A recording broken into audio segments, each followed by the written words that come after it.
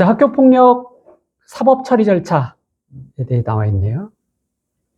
제가 학교폭력 그러면 원칙적으로 학교폭력은 행정적으로 학교폭력 예방법이 적용된다고 그랬죠. 그래서 가급적이면 기회를 주는데 뭐 경미한 경우에는 학교 안에서 그 학교 안에서 자체 해결합니다.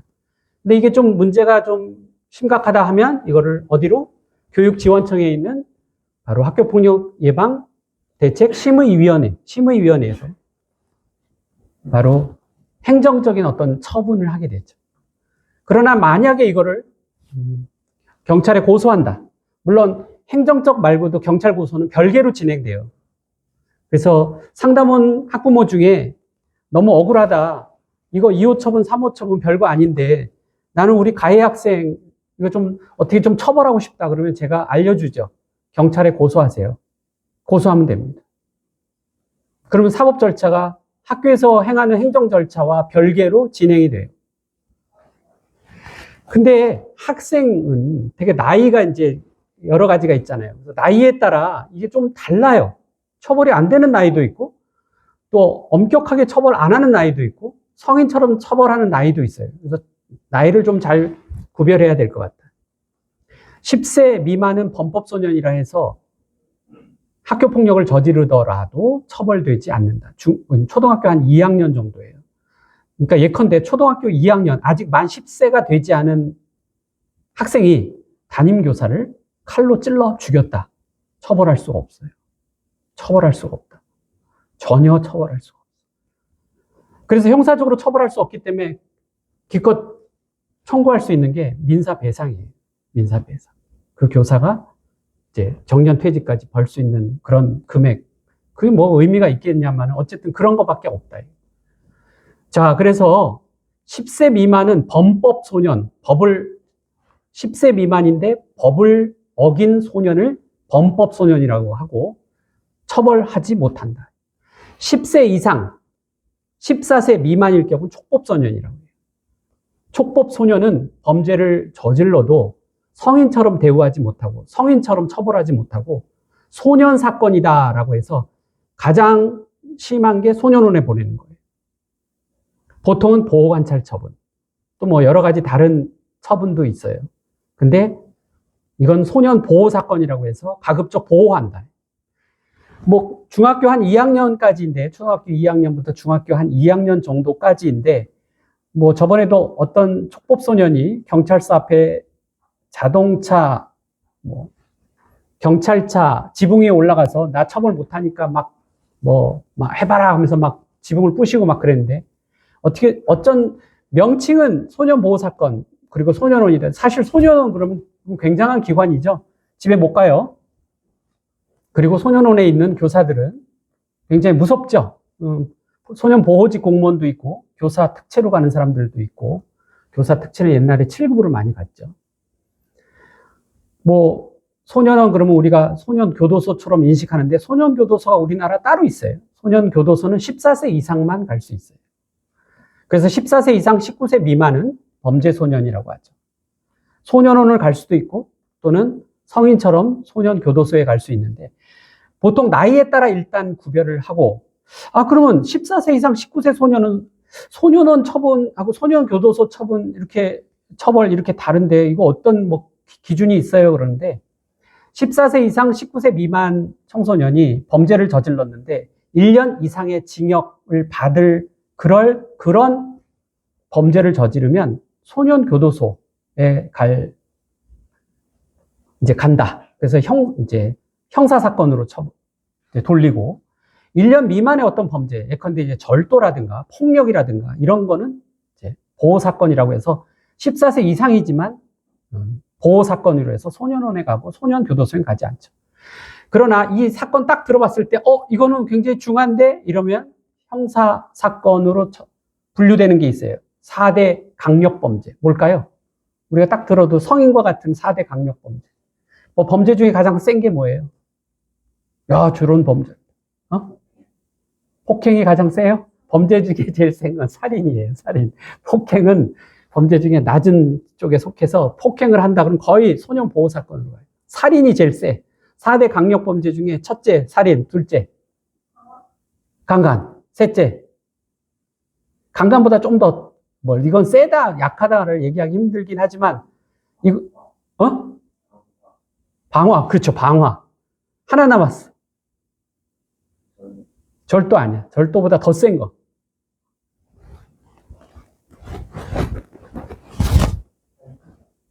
강도. 그래서 4대 강력범죄는 살인, 강도, 강간, 방화. 방화는 왜 무섭냐면 불특정한 사람들이 너무 많이 희생당할 확률이 높아요. 방화로 뭐 질식사도 한다든가. 또 재산 피해도 어마어마하죠. 방화가 난 누구 특정한 사람을 죽이려고 하지 않았어. 난 특정한 사람 다치게 하지 않았어. 그냥 산에 불 질렀을 뿐이야. 하지만 뭐 산 몇 개가 타고 어마어마하게 많은 피해가 있잖아요. 그래서 방화도 강력범에 속합니다. 그래서 이 4개 범죄는 보통 굉장히 강력범이라 처벌이 세요. 그래서 만약에 소년이 이런 걸 했다. 14세부터 19세가 했다. 소년 교도소에 갈 확률이 높은 거죠. 그러나 우리가 일반적으로 제일 많이 하는 게 뭐예요? 제일 많이 하는 게 학교 폭력에선 제일 많이 하는 범죄가 모욕죄예요. 모욕죄가 뭐냐면 욕하는 거예요. EXX야. 그 다음에 명예훼손. 이거 제일 많이 해요. 말로 하는 거. 그 다음에 폭력. 그 다음에 절도. 이게 가장 흔한 이런 것들은 19세 미만일 경우에 소년 교도소까지 보지 않고 소년 보호 사건이다 해서 소년원. 19세 이상이다. 성인 범죄, 성인이다. 그러면 뭐 아무리 성인이 지능이 낮고 그래도 보호사건, 소년 보호사건이나 이런 걸로 해결되지 않고 이것은 성인 범죄에 준하게 됩니다. 자, 근데 여기서 위에 우리 파란색으로 우범소년이라고 있죠. 우범소년은 10세에서 19세. 10세 이상 19세 미만인데 성인이면 소년이기 때문에 문제가 되는 걸 우범소년이라고 해요. 범죄를 저지를 우려가 있는 소년을 우범소년이라고 해요. 우범소년은 범죄를 저질러지 않았어요. 그러나 범죄를 저지를 가능성이 굉장히 높은 거야. 어떤 소년들이 범죄를 저지를 가능성이 가장 높죠? 여러분이 딱 생각해요.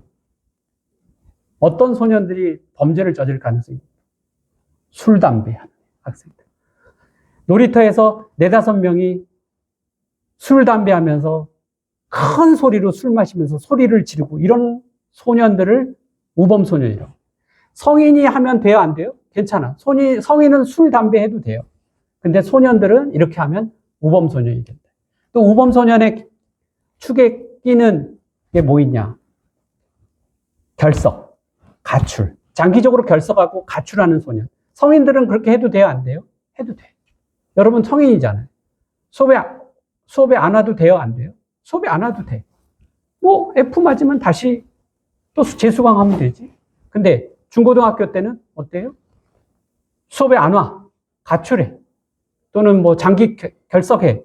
그러면 학교 졸업 자체가 안 되는데. 그건 우범소년이라고 하고, 그런 우범소년은 소년보호사건으로 소년원도 보낼 수 있어요.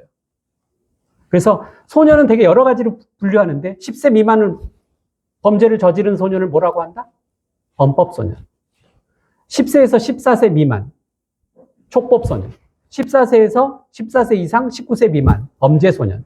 10세 이상 19세 미만, 우범소년. 근데 이렇게 보면 여러분, 제가 이렇게 질문하면 여러분이 금방 이렇게 대답할 것 같죠? 여러분은 나이는 거의 맞춰. 근데 이상, 이하, 미만, 여기서 틀려. 이상이라는 건 뭐죠? 같거나 크다. 미만이라는 건 뭐죠? 작다.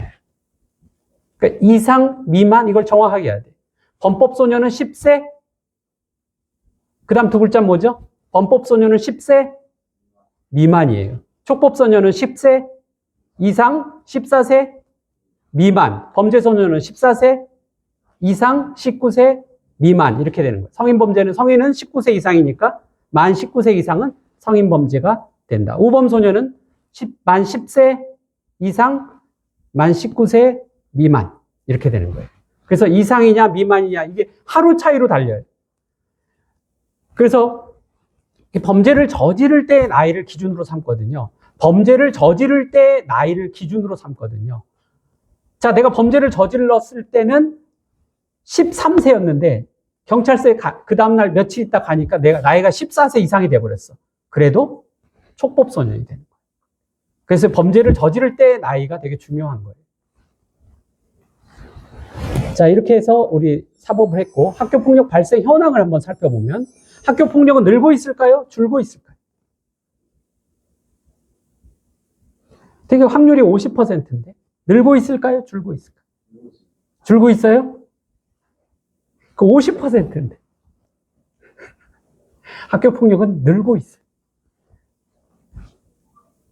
지금 전쟁이 나고 러시아 우크라이나 전쟁, 이란 전쟁, 미국, 이란, 이스라엘 전쟁 이런 것 때문에 지금 우리가 그쪽에 모든 시선이 뺏겨서 그렇지 지금 초등학교, 중학교, 고등학교 교실은 아노미, 아수라장, 엉망진창이에요. 그래서 지금 선생님들이 학을 띄고 요즘 어떻게 해요? 선생님들이 너무 무서워서 소풍도 안 가겠다. 운동회도 안 하겠다. 거기서 뭐 좀만 문제 생기면 바로 요즘 의식들이 다 가능해서 여러분뿐만 아니라 MZ세대 여러분뿐만 아니라 어린아이들도 똑같아요. 조금만 하면 바로 고소해. 바로 신고해. 물론 신고한 게 뭐 나쁘다는 건 아니지만 그전에는 없었나? 사실 그전에 있었지. 그러니까 저는 참 요게 애매한데 제가 그걸 분석을 해드리긴 할 거예요. 일단 옛날에도 학교 폭력은 많이 있었다. 그런데 이게 암수범죄였다. 많이 있었는데 신고되지 않아. 그러니까 얼마나 많이 발생했는지 알 수가 없는 거죠. 제일 많이 그랬던 게 성범죄. 성범죄는 약 2%만이 경찰 관서에 신고된다고 합니다. 왜 그럴까요? 왜 성피해 만약 여성이 지금은 성범죄 피해 남성도 돼요. 강간죄 피해가 남성일 수도 있어요. 옛날에는 부녀자를 강간한 자를 강간죄로 삼았는데 지금은 사람을 강간한 사람을 강간죄로 해요. 그래서 사람이라는 건 남성도 되잖아요. 이 법이 바뀌었어요. 우리 암수범죄를 보면 옛날에는 성범죄 다 쉬쉬했다. 왜 그렇죠? 기억하고 싶지 않은데 경찰서에서 얘기해야 돼. 검찰에서 또 얘기해야 돼. 법원에서 또 얘기해야 돼. 그리고 그때는 사회 분위기가 어때요? 성범죄 피해에 대해서 부정적으로 생각했다. 저래 갖고 시집 가나? 이렇게 생각한다. 근데 지금은 시대가 바뀌었죠? 다 신고한다. 그게 당연한 거고. 그러다 보니까 옛날에는 암수범죄였던 대표적인 성범죄. 아동학대. 그럼 아동학대는 자식이 부모가 자식 때린 다음에 내가 때렸어 신고합니까? 안 하지. 지금도 어마어마하게 많이 아동학대가 있어요. 신고 안 한다. 그러니까 이것도 암수범죄. 마약. 판 사람 신고합니까? 마약을 산 사람이 신고해요? 이 마약범죄가 요즘 암수범죄에서는 최고예요. 왜? 발각이 잘 안 되니까. 학교폭력도 마찬가지였다. 학교폭력 엄청나게 많이 일어났는데 옛날에 법 자체가 없었어. 그리고 신고할 생각도 없었어요. 아주 그 법에 뛰어난 사람, 학부모 아니면 친구들하고 싸울 수도 있지 뭐. 코피 터졌어? 그래. 뭐 담임 선생님 다 해결해 주겠지. 이렇게 끝났지. 지금처럼 코피 터졌어? 코피 터지면 이건 상해예요. 폭행이 아니라. 그래서 이거는 형사처벌도 가능해. 굉장히 중한 처벌도 받게 할 수 있어. 이렇게까지 다 생각하지 않는단 말이에요. 학교폭력은 그동안 암수범죄였다. 그러나 지금 사회에 적극적으로 학교폭력 신고가 되고 있다.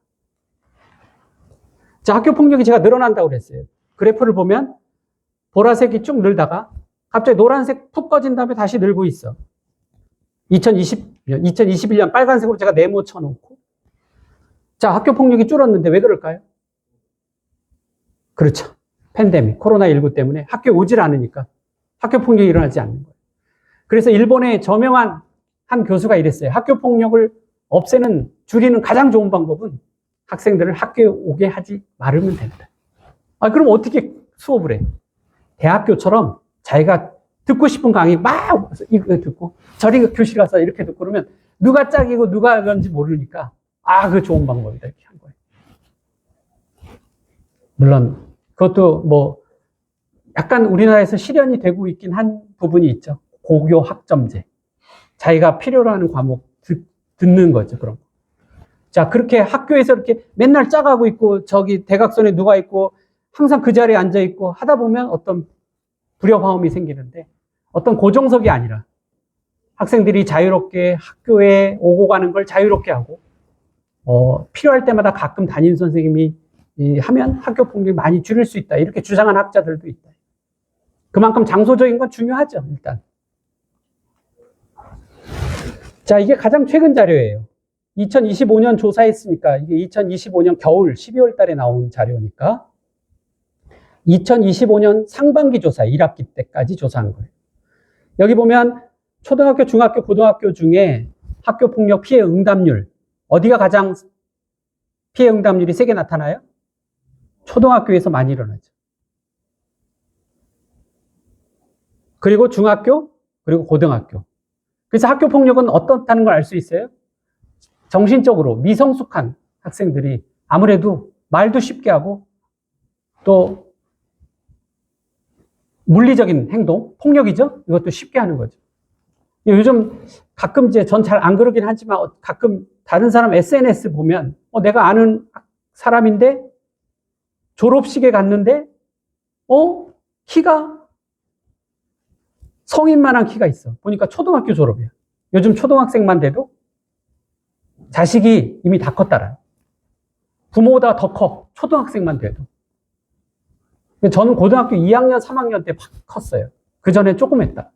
근데 요즘 어때요? 초등학교 때 다 자라. 그리고 어제 발표된 거 보니까 우리나라 중학교 평균 키가 173. 중학생. 어마어마하죠. 이제 여학생은 162, 173이야. 신체적으로 되게 발달돼 있단 말이에요. 신체적으로 발달했다는 건 어떤 뜻이죠? 물리력을 행사하기 유용하다라는. 물리력을 행사하기. 다 지금 등치가 크니까. 저는 옛날에 학교 다닐 때 제가 항상 38번이에요. 키가 크다고 생각을 했는데 지금은 작아져 버렸어요. 왜냐? 지금 세대가 워낙 잘 먹고 금방 크니까. 물리적으로. 자, 그럼 물리적인 것 말고 정신적인 거 한번 해봅시다. 지금 어떤 정보와 그 어떤 지능, 이런 게 제때의 초등학생들이 지능이 높을까요? 아니, 지금 초등학생들이 지능이 높을까요? 어떻게 생각해요? 물리적인 거는 지금이 더 완강하다면 지능은 어떨까? 비슷할 것 같아요? 그것도 일리가 있죠. 지능 지수를 객관적으로 측정한 게 있는데 지금 학생들이 훨씬 똑똑하다고 나옵니다. 저는 사실 중학교 때까지 바보였어요. 아무 공부도 안 했고 그냥 맨날 놀기만 했어요. 기껏 정보를 얻을 수 있는 거는 부모님은 항상 직업 나가야 돼. 텔레비전 정도, 뉴스 정도 하는 건데. 요즘 초등학생들은 인터넷 챗 GPT에서 모든 정보를 다 알고 있어요. 똑똑하다고. 다 알아. 지능도 높아졌죠. 물리력도 좋아졌어. 그런데 그것을 잘 가듬고 그걸 잘 표현하고 상대방을 배려하고 이런 심리적인 거는 이에 따르지 못하죠. 그러니까 학교 폭력이 일어나는 거예요.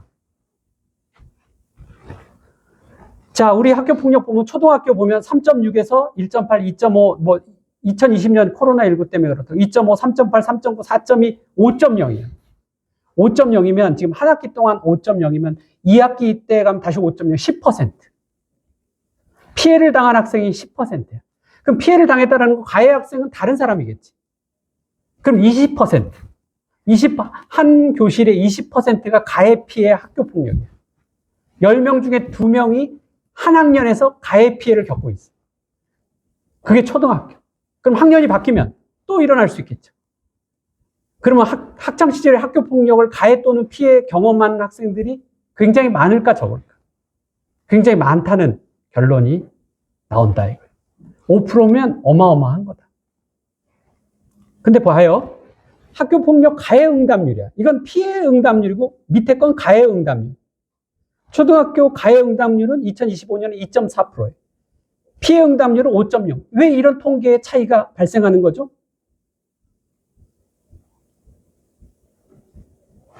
가해 학생은 나는 가해를 안 했다고 생각해.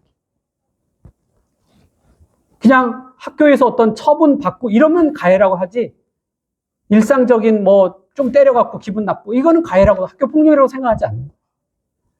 그런데 피해 학생은 어떤 정식 처분 절차 이런 거 아니어도 충분히 누구한테 피해를 당하면 이건 학교폭력 피해를 받았다고 생각하는 거예요.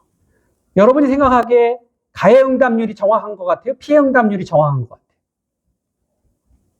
꼭 절차를 밟지 않더라도, 즉 교육지원청이나 학교에서의 뭐 처분이나 이런 거 받지 않더라도 내가 어떤 주먹으로 맞았고 내가 어떤 모욕을 당하고 뭐 셔틀빵을 당하고 이런 것들이 학교폭력이다라고 생각을 하면 그게 학교폭력인 거예요? 아니면 정식 절차를 밟아야만 학교폭력인 거예요?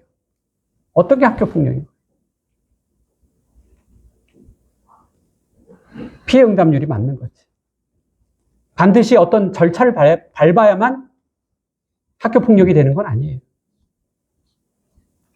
내가 만약에 강도를 당했는데 신고를 안 했어. 그렇다고 그게 강도 안 당한 거나 강도 당한 거지. 신고 안 했을 뿐이지. 그럼 피해 응답률이 더 정확한데 가해자는 그만큼 나는 별거 아니라고 생각하는 거지. 그런 괴리가 있는 거죠. 가해 학생하고 피해 학생 사이에. 이건 더 독특해요. 연도별 목격 응답률. 목격 응답률은 아까 피해 응답률이 5%였죠. 그리고 가해 응답률이 2.6%였는데 목격 응답률은 10%예요. 어마어마하게 높은 거지. 그러니까 제3자가 봤을 때 이거는 학교폭력인데 근데 왜 피해 학생은 이게 학교폭력이라고 생각하지 않았을까? 내가 학교폭력을 당하고 있는데 이게 학교폭력이라고 생각하지 않는 거예요. 왜? 반복되고 있어요. 그럴 수도 있지, 뭐 친구끼리 때릴 수도 있지, 뭐 이렇게 생각하는 거예요. 피해자도. 가해자도 그렇게 생각하고. 근데 제3자가 봤을 땐 뭐예요? 이거 학교폭력인데? 이렇게 생각하는 학생이 꽤 있는 거지. 질문? 그럴 수 있어요. 아주 좋은 질문이에요. 목격한, 여기에는 중복이 돼 있을 수 있지. 목격한 학생이, 만약에 여기에 이제 한 가해자하고 피해자가 있는데 저쪽에 반 전체가 20, 30명이 다 보게 되면 목격 응답률은 높게 나오겠지. 목격 응답률은 가해 응답률이나 피해 응답률보다 훨씬 높게 나올 수밖에 없는 거지. 중복이 돼 있을 수 있으니까. 그리고 거기에는 또 숨어 있는 게 뭐 있냐면 가해 피해도 피해자도 이게 학교폭력이 아니라고 생각하고 가해자도 이게 학교폭력이 아니라고 생각했는데 목격자는 이게 학교폭력이라고 생각하는 것도 있을 수 있다는 거죠. 그렇게 따진다면 지금 아비규환이다라고 할 수 있어요. 학교 현장은. 여러분 이제 학교에 나가면 물론 교생으로 나가면 엄청 좋지. 인기도 좋고 와 좋죠. 그러나 이제 어느 정도 진행되다 보면 야 이게 쉽지 않은 거라는 걸 알 수 있어요. 자, 청소년 자살률과 아동학대 추이 이렇게 있네. 자살률 추이를 보면 2015년 1.4명이었는데 2021년 2.7명이고 계속 늘고 있어요. 어마어마하다. 우리나라가 OECD 자살률 1위인 건 아시죠? 뭐 이혼율, 자살률, 뭐 여러 가지 오명을 다 뒤집어 쓴 건인데 청소년 자살률은 1위는 아닌데 10위권 정도에 있어요. 10위에서 27위 사이에 왔다 갔다 해. 그래서 낮은 건 아니다라는. 아동학대 피해 경험률 봐요. 2009년에 55건이었어. 10만 명당. 근데 2021년에 500건이면 10배 늘어난. 가정에서 아동을 많이 때린다라는 거예요. 요즘 아동학대 문제 많죠? 특히 아동학대 같은 경우에는 이렇게 전수되는 경우가 많아요. 부모가 자식을 학대하는 경우 그 자식 커서 나중에 또 그 자식을 학대하는 거지. 그래서 그 자식은 그 부모의 모델이에요. 표본. 보면 학생에 문제가 있으면 그 부모를 만나면 문제가 있는 경우가 너무나 많아. 그래서 자식은 그 부모를 닮아 나가는 부지불식 중에 그 한마디, 그 하나의 행동, 그 눈동자까지도 그 자식은 그 부모를 닮아간다는 거예요. 자, 한국의 젊은이 사망률 원인 1위는 교통사고도 질병도 범죄도 아닌 자살이에요. 여러분의 생명을 위협하는 가장 무서운 존재는 바로 여러분 자신이야. 자살. 교통사고는 10만 명당 3.4명인데 자살은 10만 명당 10명이니 10,000명당 1명이니 어마어마한 거죠. 초, 중, 고 중에 어디가 가장 많이 발생할까요? 이미 했네? 초등학교. 아비규환이라고 했죠. 학교 폭력이 가장 많이 발생해요. 제가 학교 다닐 때 중학교 때 많이 있었던 것 같아요. 초등학교 때도 있긴 있었는데, 초등학교 때는 그렇게 막, 그 정도 아니에요. 중학교 때가 무서웠던 것 같아요. 그냥 거의 뭐 중학교 때 싸움이 일어나면 반이 다 뒤집어질 정도로 싸웠으니까. 자, 학교 폭력의 특징을 보면 저연령화. 그래서 중학교에서 점점 나이가 초등학교. 몇 학년이 가장 학교 폭력을 많이 저지를까요? 5, 6학년. 4학년이다. 근데 이게 5, 6학년이 맞아요. 몇 년 전까지만 해도. 근데 지금 자꾸 내려가고 있어. 그러다 3학년, 2학년, 1학년으로 내려가겠지. 요즘 6학년 졸업하는데 몸집이 부모보다 더 크다니까? 그 몸집이 크면 그만큼 힘을 가지고 완력을 쓸 수 있고, 그럼 내가 지지 않는다 생각하면 말도 함부로 할 수 있고, 그만큼 정신적으로 미성숙하니까 가능한 일이죠. 또 보면 우리 청소년들이 뭐 지나가다가 같이 둘이 얘기하는 거, 셋이 얘기하는 걸 들어보면 거의 욕이 반이야. 근데 어떤 순간에 그 욕을 녹음해. 왜? 신고하려고. 기분을 상하게 하는 욕을 했거든. 야, 니네 엄마 어쩌다. 뭐야? 가만두지 않겠어. 녹음해버려, 그 다음에. 그러다 보니까 가해자와 피해자 구분이 불분명해. 왜?